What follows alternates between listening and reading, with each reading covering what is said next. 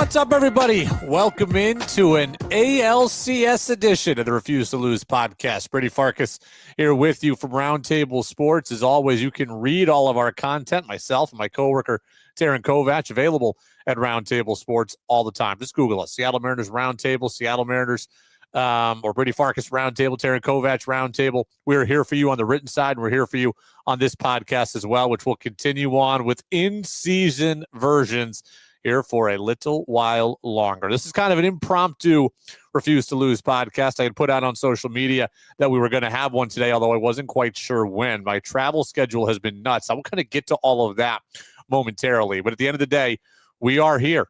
The Refuse to Lose podcast continues on. The Mariners are continuing on to the ALCS in epic 15-inning affair against the Detroit Tigers at T-Mobile Park that I was lucky enough to be at. I know a lot of you were as well, and those of you that watched it had a different experience, and you were lucky in your own right, and you were nervous in your own right, but we all got through it together, and we are here, and the Mariners are moving on. There's no guest today. I'm kind of shooting from the hip on this one, just going to kind of stream of consciousness talk about what we saw last night, the heroes of the night, and what we can kind of expect moving forward from the Toronto Blue Jays. So I don't know how long we're going to go, but I appreciate everybody who is with us watching live on YouTube or on X, and those of you who will listen subsequently before Game 1 on Apple Podcasts and on Spotify. So without further ado, let go.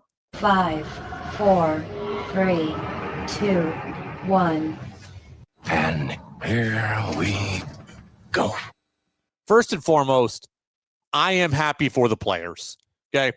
And we all need to remember, whether we're in the media or whether we are fans, that really at the end of the day, this is about really two groups of people. It's about the players and it's about the fans. It's not about the media. It's not usually about the coaches. It's not even usually about the front office. These experiences are about the players and they are about the fans.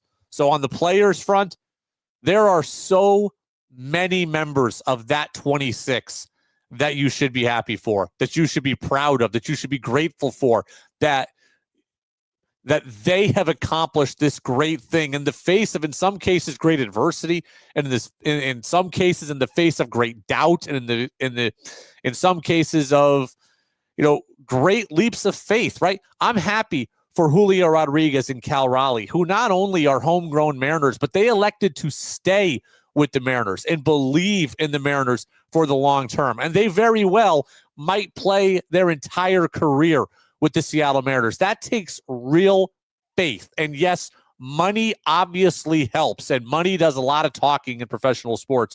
But those guys took the leaps of faith early when they didn't have to stay with this franchise and pour into this organization and this fan base and this city. And I'm happy for them.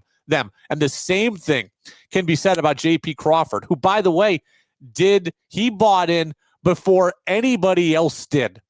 He saw the vision before anybody else did. He was one of the first pieces acquired in the Mariners rebuild in 2019, and he bought in to the organization. And to his credit, he bought into Scott Service at the time and what he was selling. And then ultimately he has continued to be a team leader through the end of the Scott Service era and into the Dan Wilson era.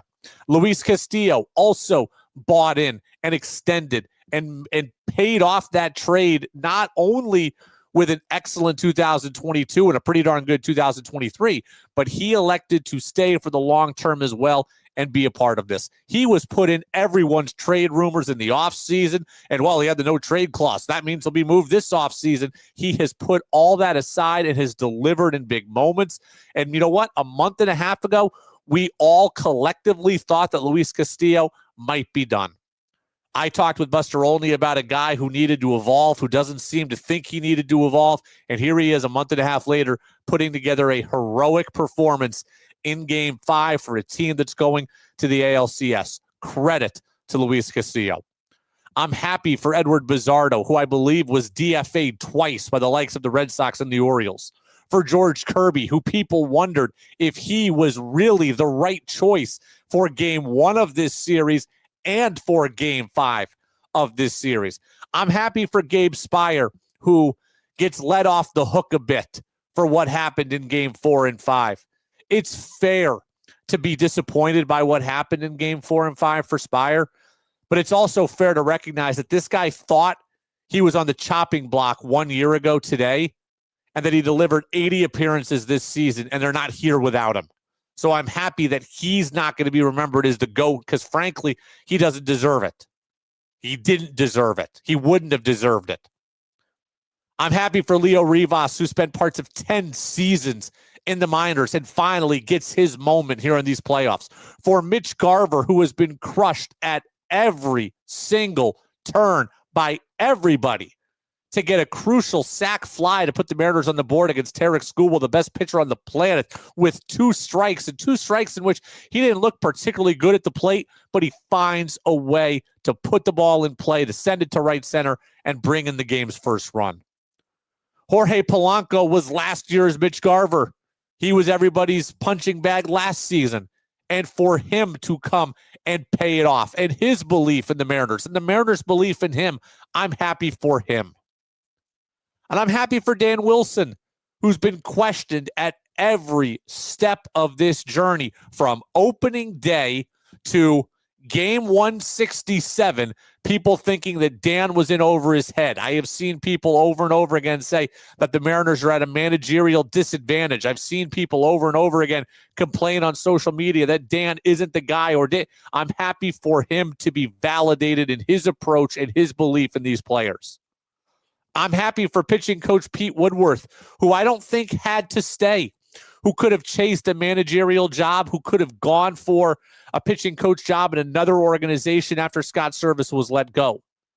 I'm happy for Manny Acta, who I came on the air last August and said that if I were Manny Acta, I'd be quitting based on the fact that they didn't give me the interim job and they gave it to Dan Wilson. He elected to swallow his pride, swallow his ego, and stay, and he's been rewarded for that as well. I am happy for all of the 26 people on this roster, and those are just a few that I wanted to highlight. It's been an incredible season. It's been an incredible ride. I don't always know that the Mariners are the best team, but I do know they are a resilient team, and there was resilience on display again on Friday night at T-Mobile Park. A team that coughed up a chance to win it in game 4, that was going up against the best pitcher on the planet in game 5. There were plenty of reasons to be doubtful. There were plenty of reasons to wonder if this was the end of the line, and they just keep finding a way. Again, grit alone doesn't win you a World Series, but you can't win it without it, and this team has it.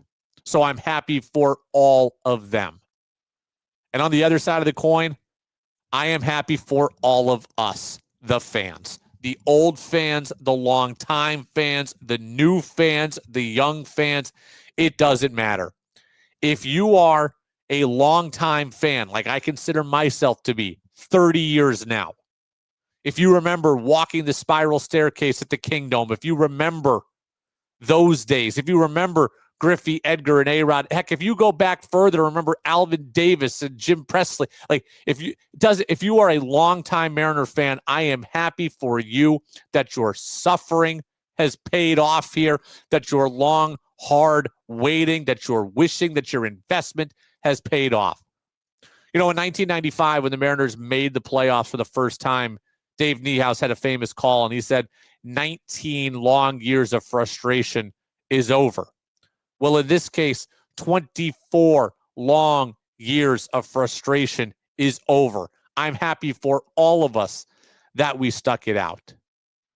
I'd be lying if I told you that in the last decade, I've never turned off the TV in disgust. I'd be lying if I told you that I didn't ever take a day off or a week off because the team frustrated the hell out of me. But for the last 2 to 3 years, I have basically been fully committed to the point where I said to myself, you know what? I'm going to put myself through this. And the reason why is because when it finally turns, I want to be able to say that I have earned it.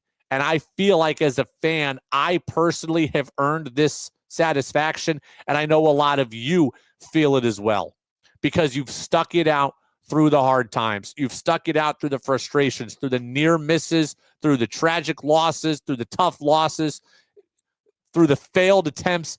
you've stuck it out.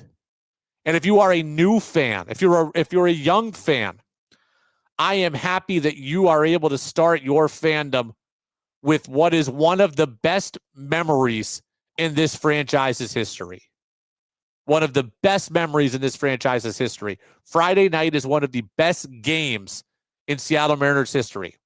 This series is one of the best series in Seattle Mariners history. Those pitching performances are some of the best pitching performances in Seattle Mariners history. And if you are a new fan, I am happy that you get to start your journey with that. And I hope for all of us that the memories moving forward, that this is a jump-off point and not a standalone.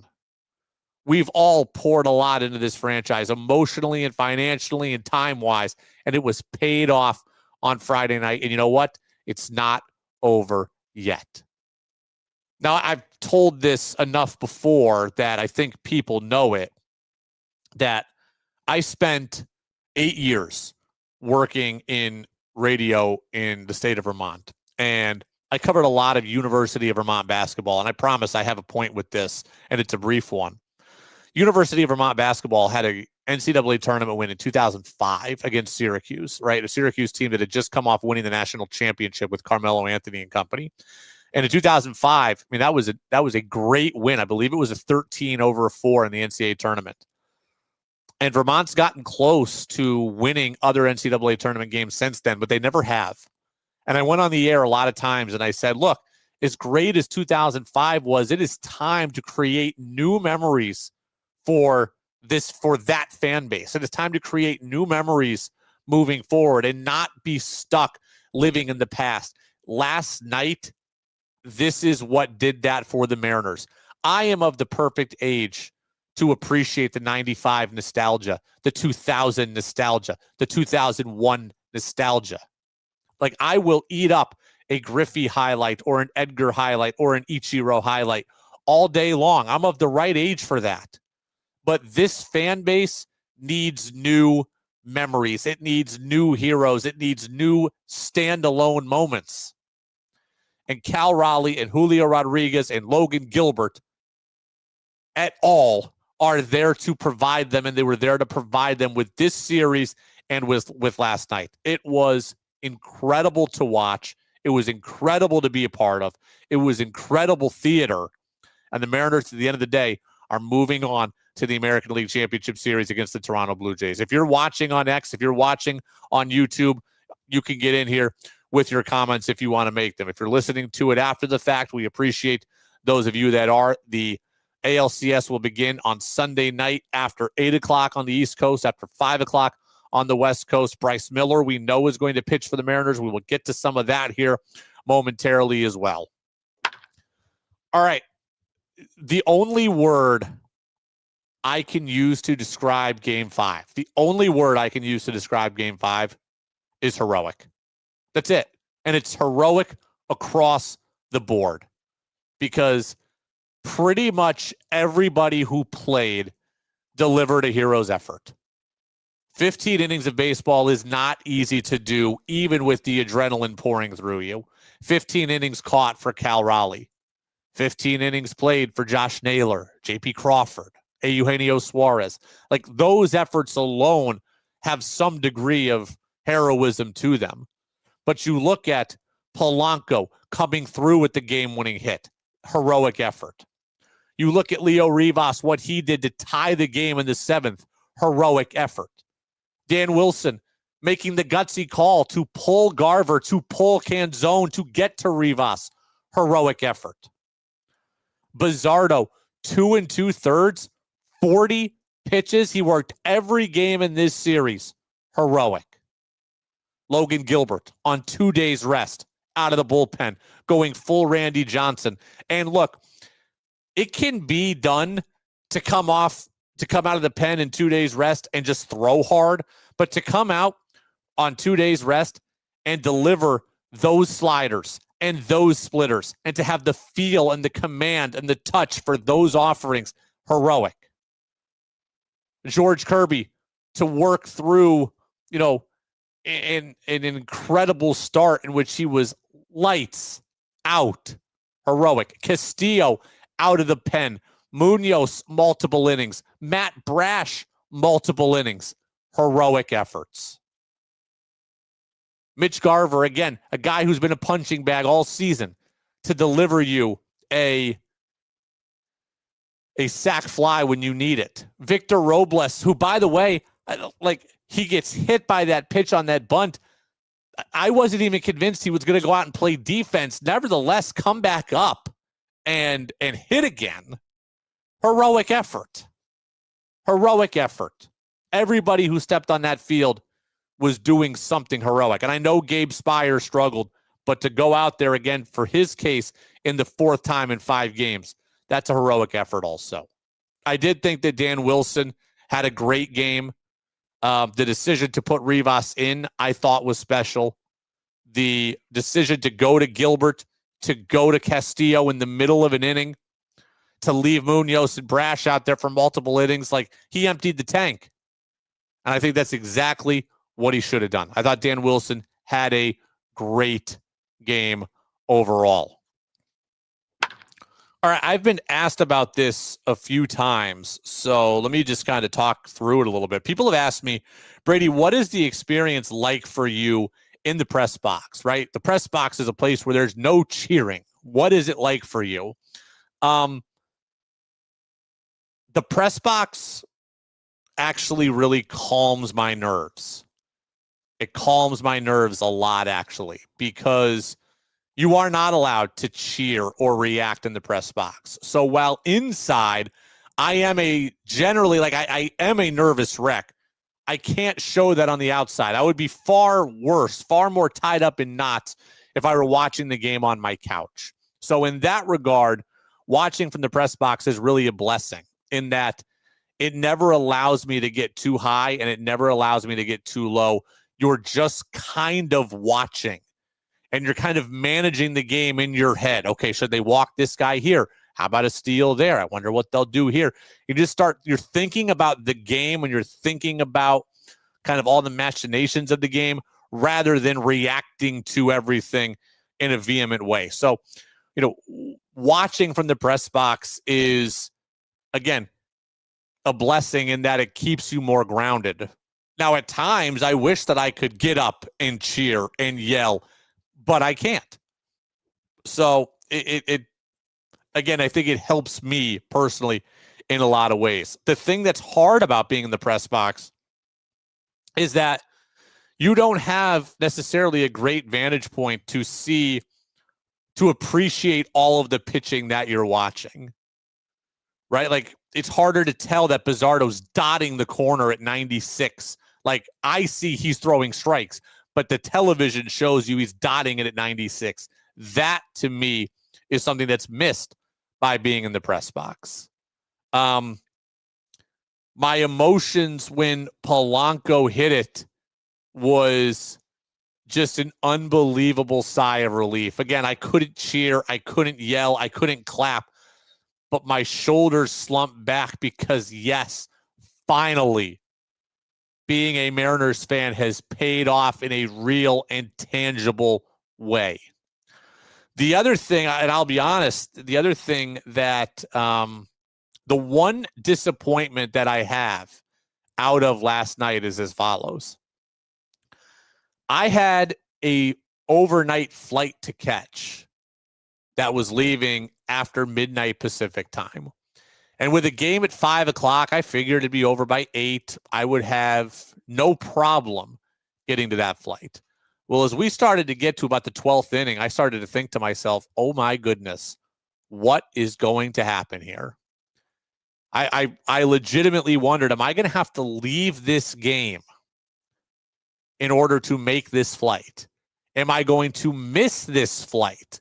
And I've never missed a flight. So what happens in that regard? I don't know. Do I get charged? Do I get rescheduled? Am I sleeping in the airport? Can I call them and try to change out to the first flight in the morning? But then where do I stay? These were all the things that were going through my mind beginning at about the 12th inning.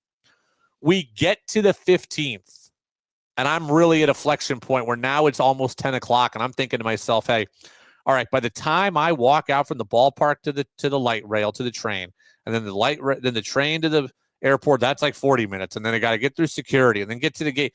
I'm like, I think I have to leave here no later than 10:30 in order to make this flight.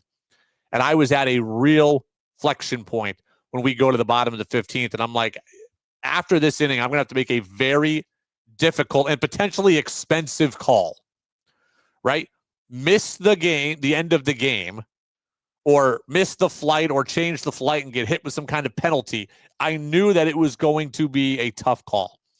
Well, luckily the decision was taken out of my hands because Polanco won it and won it in time. But because of how late it was, I didn't get the full post-game experience. And that is my one regret. Ultimately, I saw everything that really mattered. And everything that really mattered to me. I was there when the Mariners won. I was there when J.P. Crawford scored. I was there when Polanco got the hit. I got the video of it forever now on my phone. On social media, I posted it out there, and a bunch of you liked it, and we all got to share in that moment together. And I walked out there. I walked out kind of in a hurry, and I felt the crowd and the energy on the side of the road walking out of T-Mobile as I'm amongst them. And Smells Like Teen Spirit by Nirvana is playing, and the cars are honking their horns.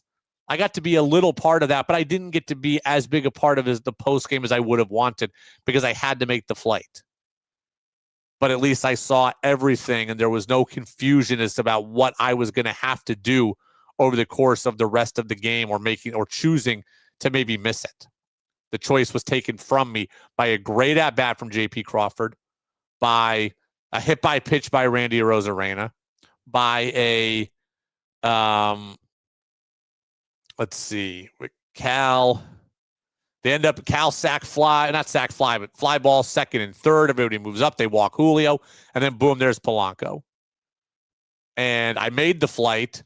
I'm kind of a zombie now, but I made the flight, and I was just on cloud nine watching videos over the course of the flight until maybe I fell asleep for a little while. I was going to do this podcast from 6 a.m. at 6 a.m. in Chicago, but there was not enough room at the gate for me to have some privacy to do it that I didn't think I would be, not interrupting everybody else. So I waited until the trip was fully over for me to do this, but I am a little tired now, just as I know the Mariners are, just as I know all of you are, but we've all made it. We've all made it, and the team will go to the ALCS. Being in the press box was great. I am grateful for it.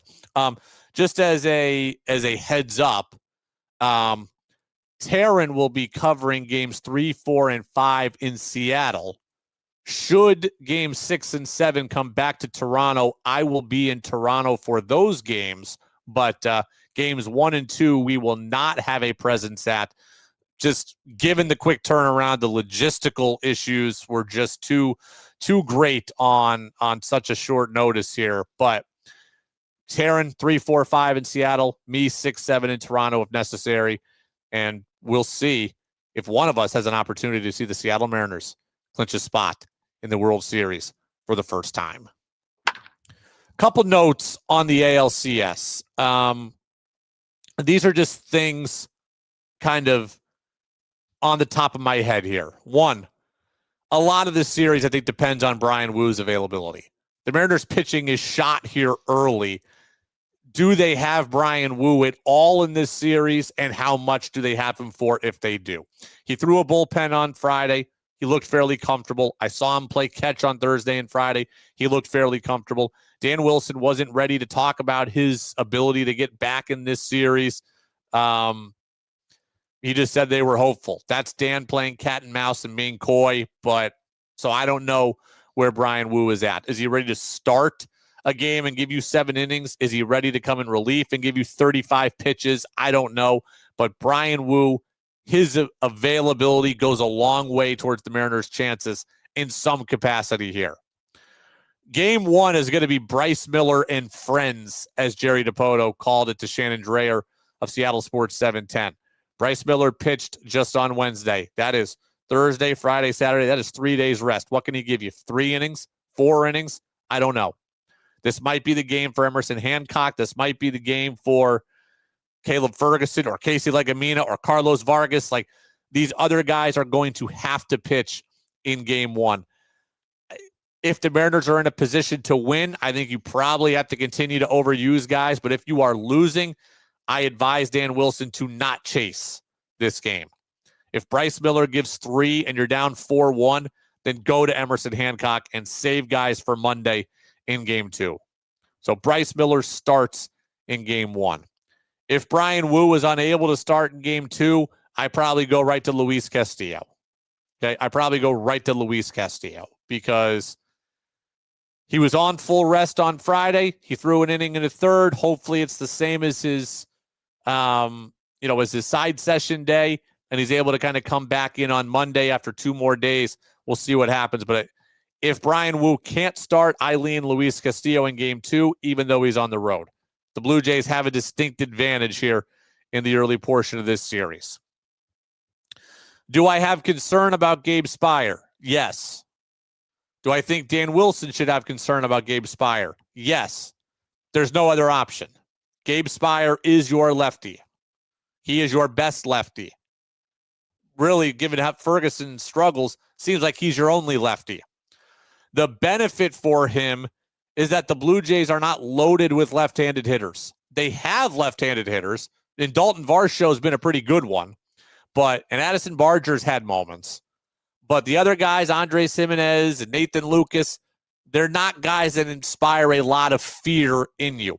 So I hope that Spire will not be leaned on in this series in the way he was leaned on in the Tigers series. Okay, they will need Gabe Spire. I hope they don't need Gabe Spire 5 out of 7 times. So the Blue Jays have lefties, but their lefties are not as dynamic as the Tigers with Green, 30 home runs, or Carpenter, the ability to hit 25 home runs, and we saw him go deep multiple times in this series. So I'm worried about Spire, but they're going to need him no matter what, and hopefully they don't need him as much this time around as they did in the ALDS. Andres Munoz, I've told you for 2 months that his propensity to lose the strike zone at times is something that bothers me, that worries me. We saw him walk 2 guys on Friday night. Now, he bared down and still was able to throw multiple innings for the second time in the series. And generally, he escaped unscathed. But you've got to lock it in and be able to control the strike zone, and Munoz doesn't always do that. That would be something that, not a concern necessarily, but it is something that I note. I do think there will be roster movement in this series. I do. The roster will come out on Sunday, but I think there will be roster movement for the Mariners here. One, Toronto does not have as much left-handed pitching. Therefore, I don't think Mitch Garver is going to need to start games for the Mariners. And if he's not needed to start and can be a backup guy, I don't think there's a real need for Harry Ford on this roster. Miles Mastroboni feels like a guy who is a better fit at this point. Could it be Cole Young? Maybe. But Mastro feels like a better fit. Given that Toronto's best hitters are not left-handed, right? We think about Bichette and Vlad Jr., and we think about Alejandro Kirk, George Springer, all right-handed hitters. I don't see a need to have a second lefty on this roster. I don't think Caleb Ferguson needs to be on this roster for the ALCS. Maybe Brian Wu takes his spot. Maybe Casey Legamina takes his spot, but I think having righties is more advantageous than having lefties against this team. That's all for today, okay? The plane ride has wiped me out. The game has wiped me out. But the idea of going to the ALCS has me uplifted. We will be back again probably on Monday after game 1 leading into game 2. We'll see if we can wrangle up some guests. We will see how it goes, but for now, I am back from Seattle, Detroit, and Seattle, and we are ready to go with the Mariners in Toronto. Thanks to everybody who watched live. Thanks to everybody who will listen later. Thanks to everybody who has supported this podcast. We continue to grow. We've just done 2 of our biggest, I think we just did our 2 biggest episodes ever in the last 2 weeks. Appreciate that, and appreciate everybody who follows our written content as well. Seattle Mariners on Roundtable Sports. It's myself and Taryn Kovac. We'll see you again as the Mariners go to Toronto for Game 1 on Sunday night. And as always, go M's.